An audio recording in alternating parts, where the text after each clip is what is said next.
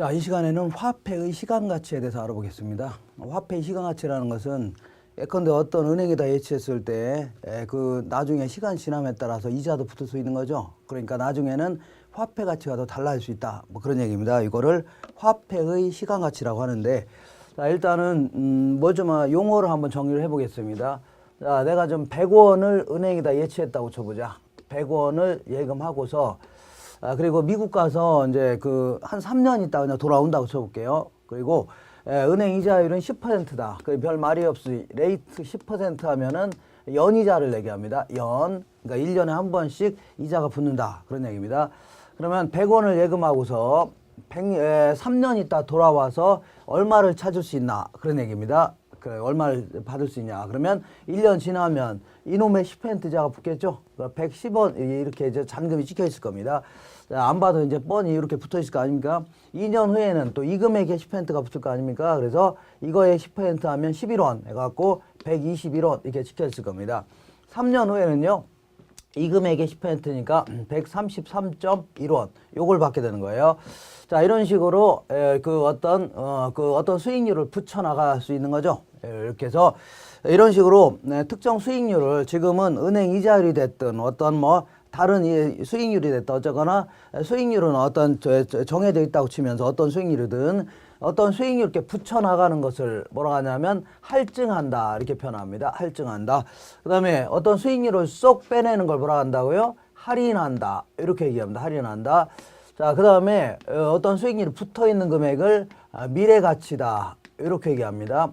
혹은 이제 한문으로 올레자를 써서 내가다 이런 표현도 써요. 내가.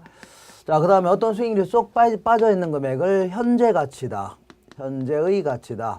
그래서 줄여서 이제 현가다. 이렇게도 얘기합니다. 현가. 자, 그러면 100원을 예금했을 때 100년 후에 찾을 돈이 얼마냐?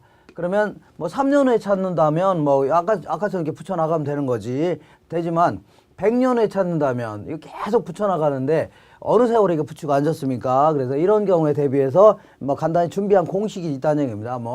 간단하지 않지만 어쨌거나 자, 그러면 이렇게 박스를 한번 그려보겠습니다. 그래서 지금은 어떤 이게 기대 수익률이 될 수도 있고 요구 수익률이 될 수도 있고 어쨌거나 어떤 수익률이 있다고 치자. 자, 그러면 요거는 미래 가치를 구하는 공식입니다. 미래 가치를 구하는 공식이고 요거는요 현재 가치를 구하는 공식입니다. 현재 가치를 구하는 공식이다.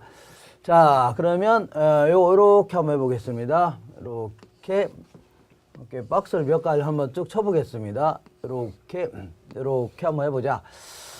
자, 그러면 박스를 하나 딱 친 다음에 이렇게 자, 여기다 그림을 한번 그려보겠습니다. 자, 100원을 예금했을 때 아까 3년 후에 찾을 돈이 얼마냐? 3년 후에. 그러면 어떻게 계산하면 돼요? 자, 100원에다가 계속 1년치 이자 붙이고 2년치 이자 붙이고 3년치 이자 붙이면 된다는 얘기죠. 그럼 어떻게 하면 되냐면 다시 한번 해보겠습니다. 자, 100원을 예금했을 때 1년 후에는 얼마가 돼요? 100원에다가 자 플러스 100원에다가 곱하기 이자 10%가 붙죠? 0.1이 되겠네요. 10%면 0.1. 자, 그러면 이걸 100을 앞으로 끄집어낸다면 1 플러스 0.1이 되는 거죠. 예. 그 다음에 2년 후에는 얼마가 돼요? 이 금액에 대해서 이 금액에 10%가 붙는 거 아닙니까? 100원에 1 플러스 0.1에 요 금액에다 또 이 금액에 10%가 또 붙는 겁니다. 100원에 1 플러스 0.1에 또 0.1이 또 붙는 겁니다. 그럼 요거 정리하면 어떻게 되냐면 100원에 1 플러스 0.1 또 1 플러스 0.1 이렇게 되는 겁니다. 예. 그러니까 1년 후에는 얼마 된다고요? 100원에다가 1 플러스 0.1이면 1.1이죠? 1.1을 곱한 거고 얘는 1.1을 두 번 곱한 거죠? 그러면 3년 후에는요 3번 곱하면 된다는 얘기입니다. 그러니까 곱하기 1.1을 몇 번 곱하면 돼요?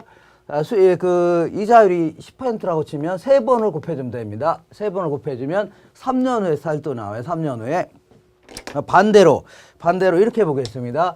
자, 3년 후에 133.1원을 받으려면 현재 얼마를 예금해야 되나? 그러면 이거는 거꾸로 되어 있는 거네요. 왜냐하면 이거는 Y라는 금액에다가 1.1을 3번 곱하기 이거죠. 거꾸로 한다면 133.1원에다가 나누기를 3번 한 게 이거란 얘기입니다. 그래서 나누기 1.1 나누기 1.1 나누기 1.1 나누기 1.1 물론 이자율이 10%라고 가정했을 때 이렇게 계산하면 되는 겁니다. 이렇게. 자, 그래서 이런 식으로 그러니까 이런 거를 이렇게 계산하면 되겠죠. 그러면 똑같은 논리로 응용을 한번 해보겠습니다. 응용을. 자, 이렇게 해서 한번 쪼개보겠습니다. 응용을 해보자. 하나 더 이렇게 쪼개보자. 이렇게. 자, 이번에는 응용을 어떤 사람이 은행하고 적금을 불입하기로 했습니다. 4년 동안. 그래서 매기 적금 불입액이 30원씩이라고 쳐볼게요. 30원씩이다. 30원씩. 자, 그러면 얘는 어떻게 계산하면 돼요? 어떻게 계산하면 자, 4년 후에 찾을 돈이 얼마냐 그런 얘기인데 어떻게 계산하면 됩니까? 아까처럼 하면 되겠네요. 자, 요거는 이렇게 계산하면 됩니다. 1년, 2년, 3년, 4년인데 30원씩, 30원씩, 30원씩, 30 불입했다면 자, 이건 하나하나 예금이라고 생각하시면 됩니다. 아까는 예금 한 번만 했는데 얘는요, 각자 다른 예금을 3번, 4번 했다고 치면 돼요. 따로따로 다 예금이라고 치면 됩니다. 그러면 얘는 불입하자마자 받는 돈이니까 이자가 붙어야 안 붙어요? 안 붙을 거 아닙니까? 30원 딱. 그죠? 근데 얘는 1년치가 붙죠? 1년 후에 얼마냐는 얘기니까 여기다가 1.1을 곱하면 되는 겁니다. 아까 했었죠? 1.1. 아, 1년 후에 살 돈은 얼마라고요? 1.1 곱하면 된다고 했죠? 얘는요, 2년 있다 살 돈이죠? 그러니까 1.1을 2번 곱하면 됩니다. 1.1 곱하기 1.1 이런 식으로. 얘는요, 1.1을 3번 곱하면 됩니다. 1.1 곱하기 1.1 곱하기 1.1 이렇게 3번 곱하면 돼요. 알죠? 이렇게 해서 받으면 찾으면 되겠네요. 알겠나요? 그러면 이번에는 자, 거꾸로 한번 해볼게요. 거꾸로. 자, 1년, 2년, 3년, 4년이 있다면 자, 이번에는 적금 찾을 돈이 800원인데 자, 매기 불입할 돈이 얼마냐? 불입할 돈은 얼마냐? 이렇게 한 거죠? 이렇게. 이렇게 해서 한 3가지 형태로 이제 구분할 수 있는데 일단은 요거 저 지우겠습니다. 이름을 한번 붙여보겠습니다. 이렇게. 자, 먼저 이렇게 이제 요거를 한번 공식을 만들어 볼 수 있는데 결국은 1 플러스 0.1에다가 그 1 플러스 0.1을 3번 곱한 거 아닙니까? 그러니까 1 플러스 0.1을 3번 곱하니까 세제곱한 거죠. 요거를 지금부터 뭐라 하냐면 일시불에다가 일시불의 미래가치 계수라는 겁니다. 미래가치 계수다. 이렇게. 자, 그 다음에 이번에는 요거 볼게요. 결국은 1.1을 3번 나눈 거 아닙니까? 그러니까 결국은 공식이 어떻게 된 거냐면 이렇게 된 겁니다. 자, 133.1원에다가 1 플러스 0.1의 세제곱분의 1 이렇게 된 거죠. 그래서 요걸 뭐라 하냐면 일시불의 현재 가치 계수라는 겁니다. 일시불의 현재 가치 계수다. 이 계산하면 이렇게 나옵니다. 계산. 자, 그 다음에 요거는 이렇게 지금부터 매년 반복돼서 발생하는 돈을 지금부터 연금이라는 표현을 써볼게요. 연금. 그래서 연금에다가 이것도 한번 공식을 만들어 볼 수 있습니다. 공식. 그러니까 공식 상당히 어렵게 나올 수 있는데 초항이 30이고 공비가 1 플러스 R인 유한 등비 수열의 합을 계산해야 됩니다. 그래서 어제거나 그럼 무시해야 되고 30원 이걸 전부 다 연금이라고 해볼게요. 매년 반복되는 돈을 뭐라 한다고요? 연금이다. 연금에다가 연금의 미래가치 계수라는 놈을 공식으로 한번 만들어 본 겁니다. 공식을 계수를 곱하게 되면 이자가 더 더해진 그 적금 차질 돈이 나온다는 얘기죠. 공식이 상당히 어렵게 나온 건데 이거는 이 공식을 물어보는 경우는 거의 없습니다. 거의 없고 어떤 경우에 써먹냐 이것만 아시면 됩니다. 어떤 경우 보통 이제 30원씩 적금에 불입했을 때 적금 차질 돈이 얼마냐 이런 때 계산합니다. 그래서 이거는 이자율이 이거는 이자율이 R이죠. 0.1이 R이고 요거는 N제곱이다. 이자를 3번 계산한다는 얘기입니다. 이것도 마찬가지로 이자율은 R이고 이자를 몇 번 계산해요? N 3번 계산한다. 그런 얘기입니다. 요건 어떻게 계산하는지 하면 R분의 1 플러스 R의 N제곱 마이너스 1 이렇게 해주면 됩니다. 자, 이렇게 해서 이 공식은 너무 집착하지 마시고 어떤 경우에 써먹냐. 연금의 미래가치 계수는 매년 연금을 연금식으로 적금에 불입했을 때 적금 차질 돈이 얼마냐 그런 얘기고 이번에는 적금 차질 돈이 800원인데 매기 적금 불입액이 얼마냐 이럴 경우는 800원에다가 얘를 뒤집어 놓은 거 있죠? 요걸 곱해주면 됩니다. 요걸 뭐라 하면 감채기금 계수라고 하는 겁니다. 감채기금 계수. 얘는 800원에다가 얘를 뒤집어 놓은 거 있죠? 요걸 곱해주면 됩니다. 그래서 1 플러스 R의 n제곱 마이너스 1분의 r 이렇게 계산하면 돼요. 자, 이번엔 이 두 개만 남았네요. 두 번. 이번에 이렇게 해보겠습니다. 자, 어떠한 정년 퇴직자가 퇴직금을 4년 동안 연금으로 받는다면 40원씩 받을 수가 있답니다. 40원씩 받을 수가 있다. 근데 이 사람이 장사를 좀 하려고 합니다. 그럼 장사하는데 지금 시점에 한꺼번에 찾을 돈이 얼마냐? 이때는 얼마를 계산할 수 있냐? 그런 얘기인데 이건 똑같이 이렇게 해주면 됩니다. 아까처럼. 자, 보세요. 이렇게.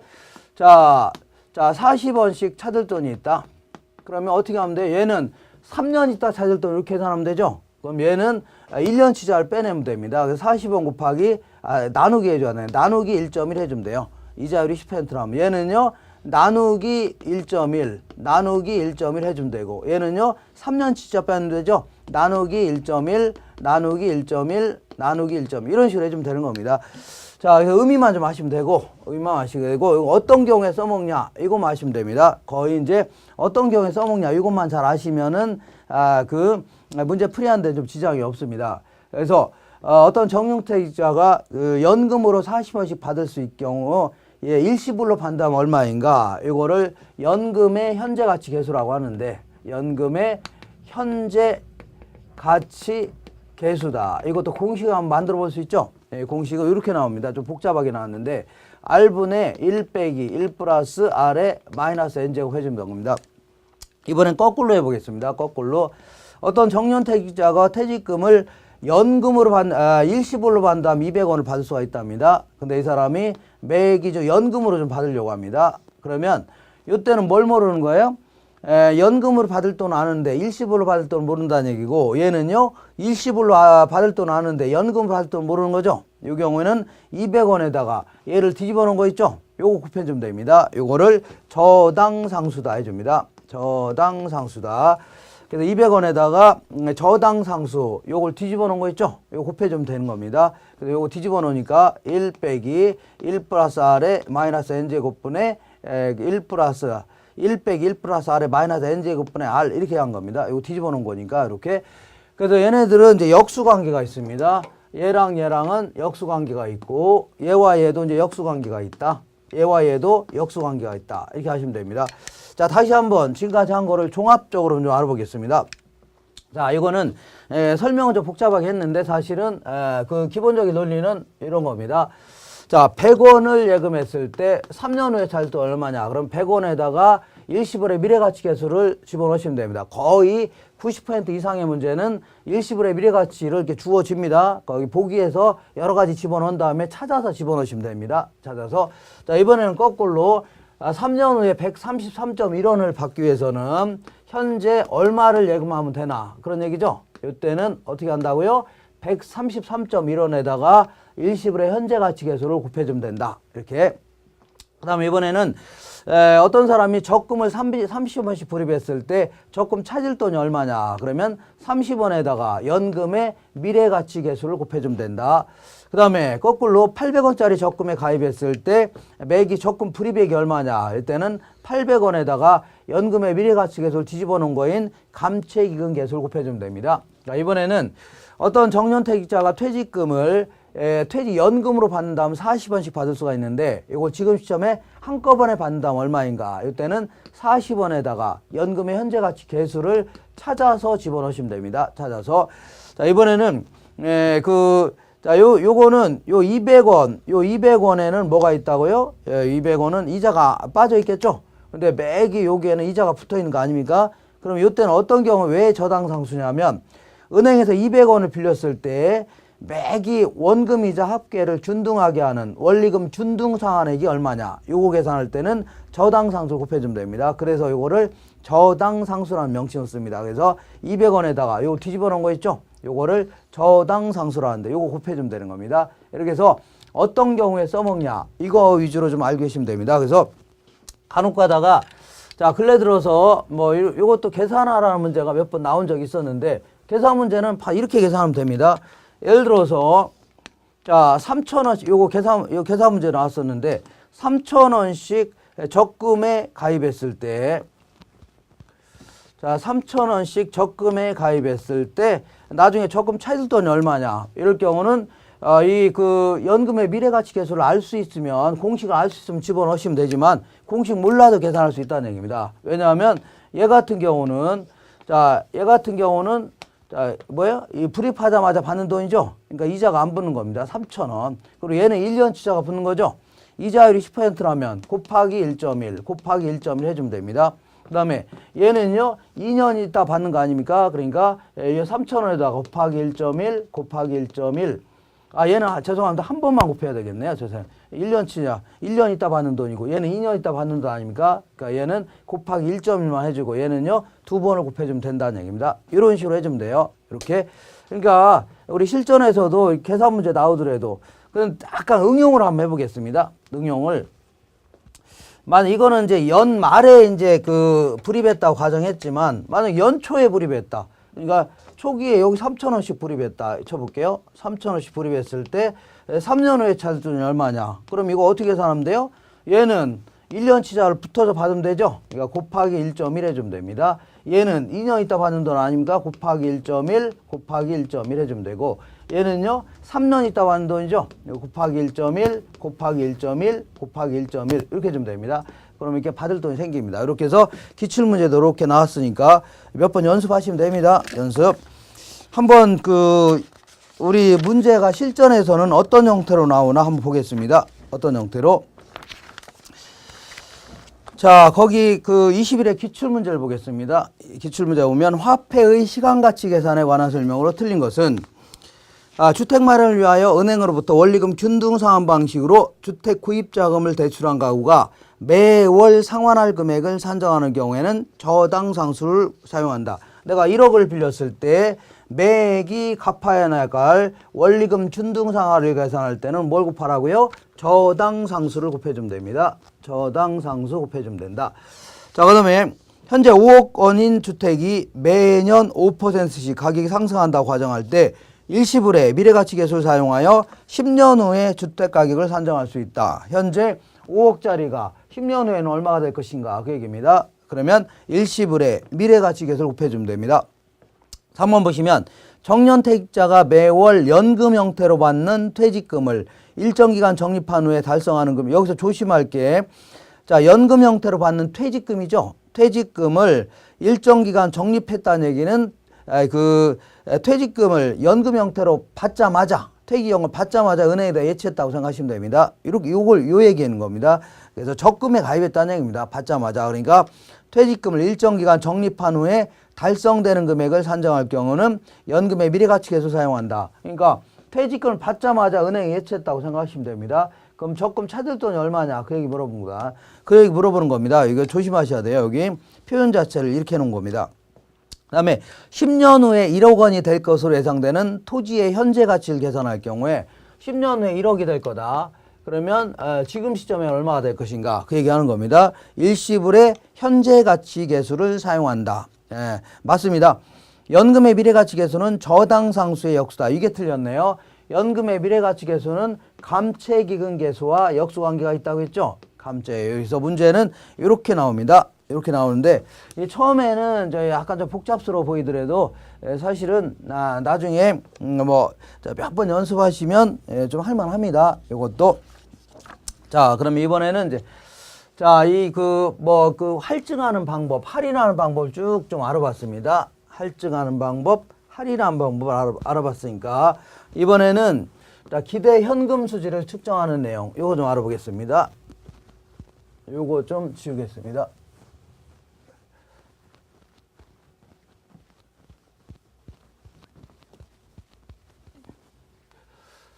자, 투자론 처음에 했듯이 일단은 제 투자안을 선정했는데 세 가지 투자안을 선정했다 쳐볼게요. A라는 원룸, B라는 상가, C라는 조그만 호텔 세 가지 선택했는데 하나하나에 대해서 기대 현금 수지를 측정하는 겁니다. 내 손에서 나간 돈, 앞으로 들어올 돈이죠. 요걸 측정하는 건데 어쨌거나 A라는 원룸은 이렇게 생겼다고 쳐볼게요. 총 8억짜리인데 총 5층짜리 되어 있습니다. 5층 4칸 이렇게 되어 있어요. 이렇게. 자, 하나하나 A처럼 이렇게 하는 겁니다. 하나하나. 그래서 A라는 원룸 같은 경우는 이렇게 보겠습니다. 우리 투자론에서는 내 돈 투자액을 지분 투자액이다. 그래서 줄여서 지분 해줘 볼게요. 은행에서 빌린 돈을 저당 투자액이다. 그래서 저당 해줘 볼게요. 저당. 그러면 내 돈은 5억밖에 안 된다. 그러면 은행에서 얼마 빌려야 돼요? 3억을 좀 빌려야 되겠죠. 자, 그럼 이 사람은 한 5년 정도 운영하다가 요걸 처분할 목적이 좀 있습니다. 의사가 있다. 그러면 매년 그래서 내 손에서 나간 돈, 앞으로 들어올 돈을 추정해보자는 얘기입니다. 1년, 2년, 3년, 4년, 5년. 자, 너무 나갔네요. 이렇게. 너무 나갔다. 자, 그러면 자, 지금 현재 내 손에서 나간 돈 얼마라고요? 5억이죠? 5억. 그 다음에 매년 자, 임대사업을 통해서 임대료 들어오는데 여기서 뭐 이것저것 다 빼고 했더니 한 3천만 원 정도 들어온다. 내 손에 들어온 돈이 3천만 원이라고 쳐볼게요. 자, 매년 3천만 원 정도. 자, 그 다음에 5년 후에 처분하게 되면 한 13억 정도 받고 처분할 수 있을 것 같은데 13억이 전부 다 내 손에 들어오는 거냐? 그건 아닐 수가 있는 거죠. 여러 가지 뭐 중개 수수료 뭐 이런 것도 내야 되고 못 갚은 돈 있으면 갚아야 될 거 아닙니까? 그래서 이거저거 빨고 났더니 한 7억 정도 들어온다고 쳐볼게요. 7억. 자, 지금은 이 돈이 어떻게 나온 숫자고 얘는 어떻게 나온 숫자 이걸 좀 알아보려고 하는 겁니다. 자, 결론적으로 얘기한다면 요건 내 손에서 나간 돈, 요거는 앞으로 들어올 돈인데 자, 이 두 가지를 비교하는 게 뭐예요? 네, 이게 이제 그 경제성 분석입니다. 근데 그거 하기 전에 얘는 어떻게 나온 숫자고 얘는 어떻게 나온 숫자냐를 구체적으로 살펴보는 겁니다. 자, 일단 이름을 한번 붙여보겠습니다. 요 3천만 원은 매년 영업활동을 통해 들어오는 건 돈이죠. 그러니까 이걸 영업의 현금 수지다. 줄여서 영업 수지다. 이렇게 얘기합니다. 영업의 수지다. 그 다음에 요거는 요거 5억은 내 손에서 나갔죠. 나갔는데 다시 또 이 7억이 내 손으로 들어왔네요. 그러니까 요거는 지분이 나갔는데 다시 또 지분이 돌아왔죠. 그래서 요거를 지분이 다시 돌아왔다 해서 지분 복귀액 이렇게 표현합니다. 지분 복귀. 얘네들 둘은 성격이 약간 좀 다릅니다. 얘네들은 열심히 장사해서 번 돈 아닙니까? 그래서 이걸 소득 이득이다 이렇게 한다면 얘는 자 5억이 나갔는데 나중에 왜 7억이 들어왔냐면 그만큼 부동산 가치가 올라서 그런 겁니다. 일종의 시세 차익이 될 수 있는 겁니다. 그래서 요거는 이제 일종의 7억에서 5억 뺀 거를 자본 이득이다. 그러니까 일종의 어떤 그 불로소득의 형태다. 이렇게 알고 계시면 됩니다. 자, 어쨌거나 얘는 어떻게 나온 숫자인가 한번 알아보겠습니다. 자, 항상 요거 이렇게 나중에 요것도 암기를 좀 하고 가셔야 되는데 맨 먼저 가능조소득이다. 여기서 조라는 것은 총이란 뜻입니다. 총. 그래서 가능총소득. 한문으로 조는 총이란 뜻입니다. 총. 조세할 때는 모든 세목을 토탈해서 이걸 조세 이렇게 하듯이 자, 가능한 모든 소득을 얘기합니다. 가능 총소득이다. 그래서 어떻게 하냐면 이렇게 합니다. 한 칸당 연간 임대료가 예를 들어서 한 1,000만 원을 치면 1,000만 원. 그럼 총 몇 칸이라고요? 20칸이죠. 여기 곱한 겁니다. 그러니까 가능하다는 얘기는 이 정도는 최대한 들어올 수가 있다는 얘기입니다. 최대한 가능 조소득이다. 근데 어떻게 이게 이만큼 다 들어옵니까? 아무리 임대가 잘 된다 하더라도 때로는요 이사 오고 이사 가는 과정에서 약간 이사 날짜 안 맞고 이러면 좀 비는 칸이 있을 거 아닙니까? 그리고 또한 주변의 임대 상황을 봤을 때 어느 정도 이 공실을 인정해야 될 거다 그런 얘기입니다. 비어있는 방 이거 감안해서 계산해야 된다는 얘기입니다.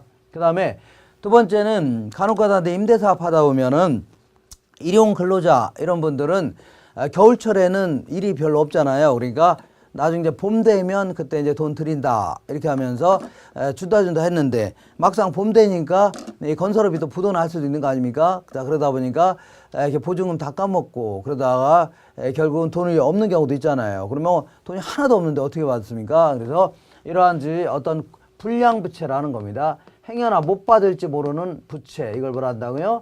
불량부채. 이것도 감안해 줘야 되고 그 다음에 두 번째는 이제 간혹가다 여기 보면 이제 그 부수입도 생길 수가 있죠. 부수입 뭐 예컨대 층층마다 자판기를 설치했을 때는 뭐 자판기 수입도 좀 생길 겁니다. 그 다음에 자동차 있는 사람들한테는 여기 주차료 같은 거 받으면 그래도 부수입 생길 수 있는 거죠. 이런 거를 기타 소득이다. 이렇게 표현할 수 있네요. 기타 소득. 이렇게 계산한 거를 뭐라 하냐면 유효조소득이다. 이렇게 얘기합니다. 유효조소득이다. 이렇게. 자, 여기서는 유효조소득이다.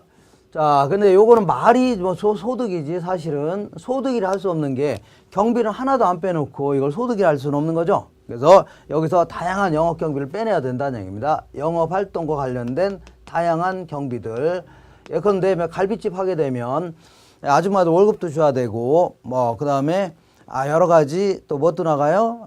뭐 유지 수선비라든가 관리비, 그다음에 수도요금, 전기요금 이런 거 나갈 거 아닙니까? 그래 여러 가지 그러니까 등등 관리비 등 이렇게 생각하시면 됩니다. 관리비 같은. 그다음에 이거 외에도 이 그 부동산을 갖고 있으면 세금도 좀 내야 되죠. 재산세라든가 종합부동산세 이런 거 좀 내야 됩니다. 재산세 이런 거를 보유세라 하는 겁니다.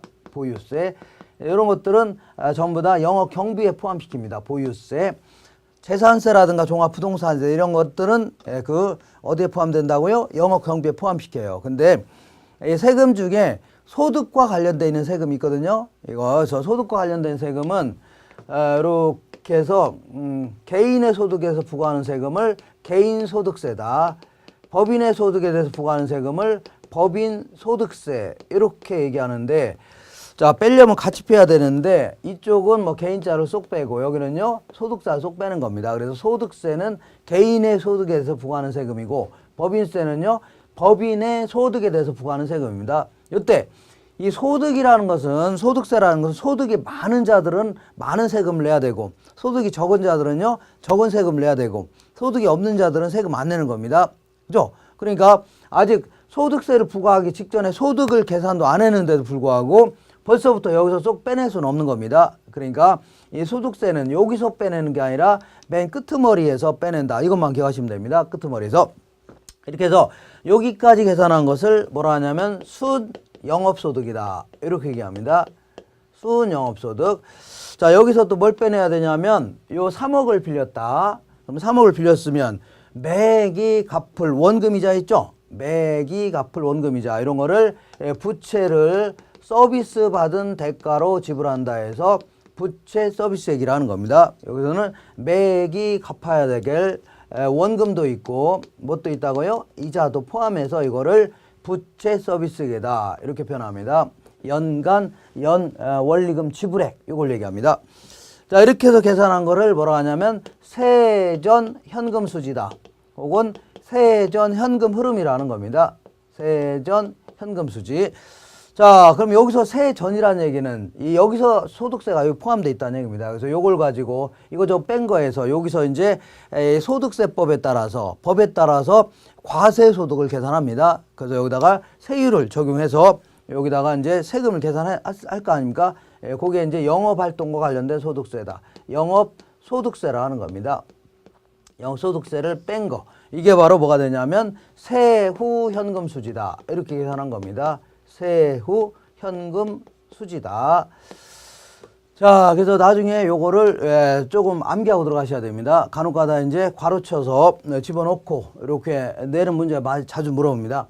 이번에는 지분복귀. 얘는 또 어떻게 나오냐? 7억을 어떻게 나온 숫자인가 보겠습니다. 얘는 이제 맨 먼저 저 부동산을 5년 후에 한 13억 정도 받고 처분할 수 있다고 가정해보자. 물론 무턱대고 예측한 건 아니고 미래 상황을 꼼꼼히 예측한 다음에 그 정도 들어올 거다. 이렇게 예측한 겁니다. 이거를 매도 가격이라는 겁니다. 매도 가격 13억.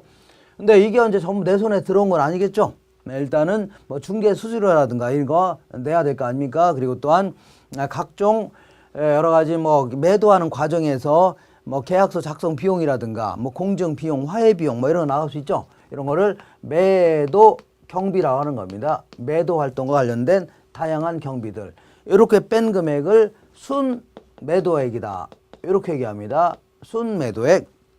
여기서 또 뭘 빼야 되냐면 요 은행에서 빌린 3억을 빌렸는데 매년 갚다가 다 못 갚은 돈 있죠. 처분할 때까지. 그 돈도 다 빼야 되겠네요. 은행에서 줄 돈이니까. 이거를 나중에는 잔금 해주면 됩니다. 잔금. 근데 굳이 이걸 지저분하게 미상환한 저당 잔금이다. 미상환한 저당 잔금이다. 이런 식으로 이제 표현합니다. 이렇게 해서 이렇게 그러니까 아직 처분시까지 못 갚은 돈을 얘기하는 겁니다. 못 갚은 돈. 요거를 뭐라 하냐면 미상환 저당 잔금이다. 이렇게 계산한 거를 뭐라 하면 세전 지분 복귀액이라는 겁니다. 세전 지분복귀액이란 여기 또 세금이 또 포함되어 있다는 얘기죠. 소득세가 여기 소득세가 또 포함되는 겁니다. 여기는 이 소득세는 크게 그 종합소득세, 퇴직소득세, 양도소득세 이렇게 구분해서 과세합니다. 그래서 따로따로 과세하는데 그 아까 이 영업소득세 이런 것들 전부 다 종합소득세 형태로 과세합니다. 그리고 양도소득세는 일단은 투기적 목적이라든가 이런 걸 좀 규제할 목적으로 따로 과세합니다. 그래서 따로 이제 여기서 뭐 여기 이 세전이라는 것은 양도소득세가 여기 포함되어 있다는 얘기죠. 그래서 이걸 빼내야 됩니다. 그래서 양도소득세 이런 걸 전부 다 뭐냐면 자본이득을 본 부분에 대해서 과세한다 해서 자본이득세 이렇게 합니다. 자본이득세. 이렇게 계산한 것을 뭐라 하냐면 세후 지분복귀액이다. 이렇게 표현합니다. 세후 지분복귀액. 그래서 요거 나중에 암기하고 좀 들어가셔야 됩니다. 암기는 이렇게 몇 번 연습하시면 됩니다.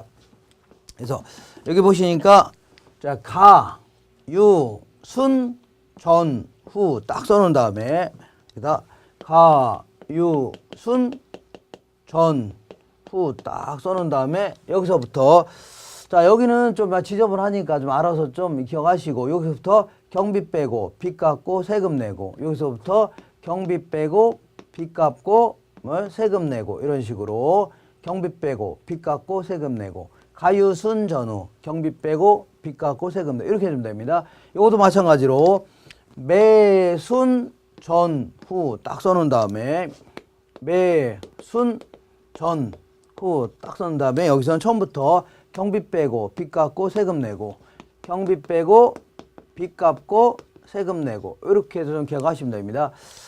자, 그리고 이제 간혹가다 한 5년에 한 번 정도로 이 그 영업소득세를 뭐 직접 계산해봐라 이런 식으로 나온 적이 있는데 이거는 사실 그 뭐 아주 중요한 얘기는 아닙니다. 왜냐하면 이거는 우리 투자자가 할 일은 아니고 보통 이제 세무사들이 해야 될 영역입니다. 그래서 세무사들은 어떤 기업 회계상 회계 처리한 내용을 가지고 여러 가지 그 세무 조정을 합니다. 그 세무 조정을 하는데 원래 이제 그 수익은 수익인데 회계상 수익인데 그 세법상은 수익이 아닌 것들도 있고 비용은 비용인데 세법상은 비용으로 인정하는 경우도 있고 비용으로 인정하지 않는 경우도 있고 이런 거를 조정하는 게 상당히 어렵고 내용도 상당히 많습니다. 그래서 상당히 내용도 많고 그것도 막 시험 봐서 별도로 이제 자격증도 부여하는 그런 건데 여기서 막 간단히 뭐 한두 개 얘기했다고 해서 큰 의미가 없습니다. 의미가 없는데 굳이 자꾸 뭐 간혹가다 한 4, 5년에 한 번꼴로 자꾸 물어보니까 여기서는 간단히 요것만 하시면 됩니다. 야, 뭐부터 출발해 상관없습니다. 여기서는 순영업소득부터 출발해 볼게요. 순영업소득부터 출발했을 때 여기다가 자, 이 그 대체 충당금이라고 해서 우리 그 투자로는 전부 다 순전히 현금만 가지고 내 손에서 나간 돈, 앞으로 들어올 돈, 요것만 가지고 따진 겁니다. 네. 근데 이제 간혹가다 이제 대체 충당금은 근데 5년에 한 번 걸로 뭘 하려고요? 뭐 대수선 같은 거 하려면 그 은행에다 이제 돈을 빼놓을 수 있죠. 근데 요거를 빼놓은 걸로 처리했다 하더라도 이거 나중에 다시 어디로 들어올 거예요? 부동산으로 다 들어올 돈 아닙니까? 그러니까 요거는 세법상 비용을 인정 안 해줍니다. 그러니까 여기서 빼준 걸로 했다 하더라도 다시 또 다 돌려놔야 됩니다. 이거를 대체 충당금이다. 혹은 수선 충당금이다 해주면 됩니다. 대체하기 위한 충당금이다. 그 다음에 여기서 여기 이제 그 원금하고 이자 나갔잖아요. 원금하고 이자 나가는데 원금 나가는 거는 비용으로 인정 안 해줍니다. 이자 나간 것만 비용으로 인정해줘요. 이자 나간 것만. 그 다음에 이 부동산 같은 걸 구입하게 되면 언젠가는 철거해야 될 거 아닙니까? 그러니까 매년 일정액씩 비용으로 떨굴 수 있게끔 해줍니다. 이거를 감가상각비라는 겁니다. 이렇게 감가상각비. 이렇게 해서 이렇게 계산하는 게 여기서는 과세소득이다. 세금을 부과하기 위한 소득을 뭐라고요? 과세소득이다. 그래서 여기다가 세율을 부과해서 영업소득세를 계산하겠다 그런 얘기입니다. 이렇게.